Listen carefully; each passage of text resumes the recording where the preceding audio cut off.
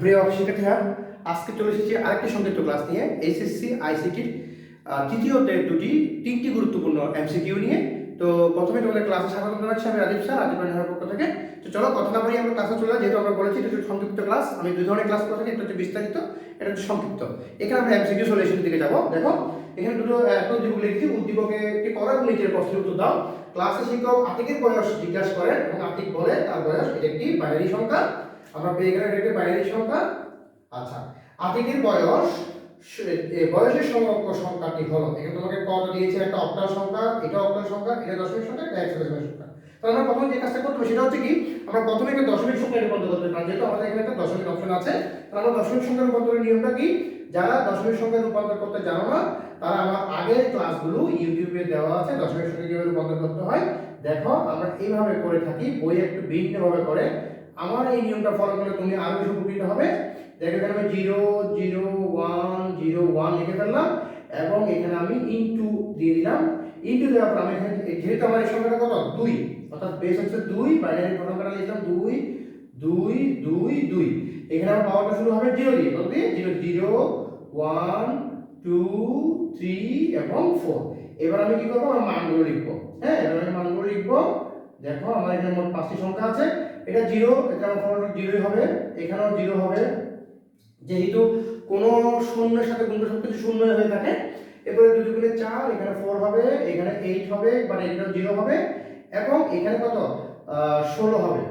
তাহলে দেখো আমার যোগ করলে কত হচ্ছে 20 10। কিন্তু দেখো আমার এখানে 20 কোনো দশমিক সংখ্যা নেই, কিন্তু আমি কি দেখতে পাচ্ছি এখানে আমার কিন্তু হেক্সা আছে, অক্টাল আছে। তাহলে আমরা একটা কাজ করলে কেমন হয়, আমরা যদি কি করি, আমাদের সংখ্যাটাকে আমরা যদি অক্টালে রূপান্তর করতে চাই, তাহলে আমাকে আবার কি করতে হবে, এই যে দশমিক সংখ্যাটাকে আমি যদি অক্টালে রূপান্তর করি 8 দ্বারা ভাগ করব। তাহলে এখানে কত হবে, 8 দ্বারা 20 কে ভাগ করে 8 দুগুণে 16। তাহলে আমার বাকি থাকে কত, আর 8 দুগুণে কত গেল, 8 দুগুণে 16, আমার বাকি থাকে আর হচ্ছে 4। কত বাকি থাকবে, এখানে হচ্ছে 8 দুগুণে 16 4। এরপর দেখো আমরা চলে যাব আবার 8 দ্বারা ভাগ করব, 2 কে 8 দ্বারা ভাগ দিলে এখানে 0 2 চলে আসবে এখানে। তাহলে আমরা কি দেখতে পাচ্ছি, এটা নিয়ম কি নিচ থেকে উপরে। তাহলে আমার কি দাঁড়াচ্ছে 20 10 সমান সমান হচ্ছে কত 2 এবং 4।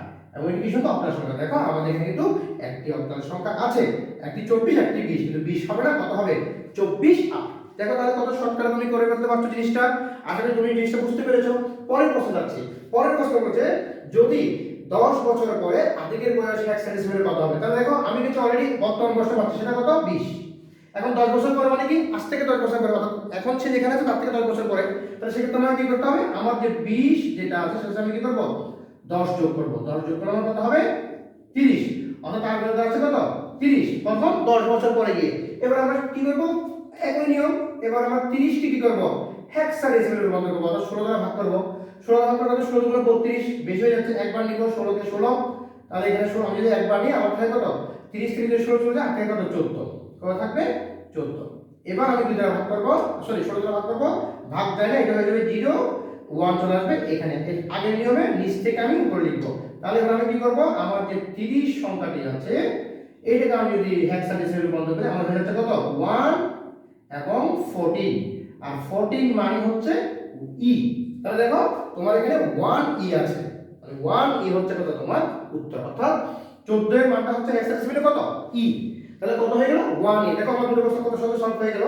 Last one and then most important one, এগুলো কিন্তু একেবারে আনকমন কোশ্চেন। বিশেষ করে এই প্রশ্নটা, 10টি কম্পিউটারের মেশ নেটওয়ার্কিং এর আওতায় আনতে কয়টি তারের প্রয়োজন হবে। এটি একটি ফর্মুলা দিয়ে করবে এবং ফর্মুলাটি তোমাদের খুব জনপ্রিয় একটি ফর্মুলা। সেটা হচ্ছে কি, আমাদের 3 নম্বর প্রশ্নটা দেখো, কয়টি কম্পিউটার লাগবে, সেটা আমরা কি করব, n into n minus 1/2, এই হচ্ছে আমার ফর্মুলা। তাহলে এখানে আমার কয়টি কম্পিউটার বলছে, 10টি কম্পিউটার হবে। তাহলে n মানে কত 10, n মানে কত 10, তাহলে এখানে হবে 10, এখানে হবে 10 minus 1, অর্থাৎ কি দাঁড়াচ্ছে, আমি এটা কত হচ্ছে 10 10 থেকে গেলে কত 9, তাহলে 10 into 9, আমি এদিকে চলে যাচ্ছি, কত হচ্ছে আমার 9 10 90, কত হচ্ছে 90 এবং ভাগ কত 2। এবার আমি 90 কে 2 দ্বারা ভাগ করি, কত হবে 45, অর্থাৎ আমার উত্তর হচ্ছে কত 45টি তার লাগবে।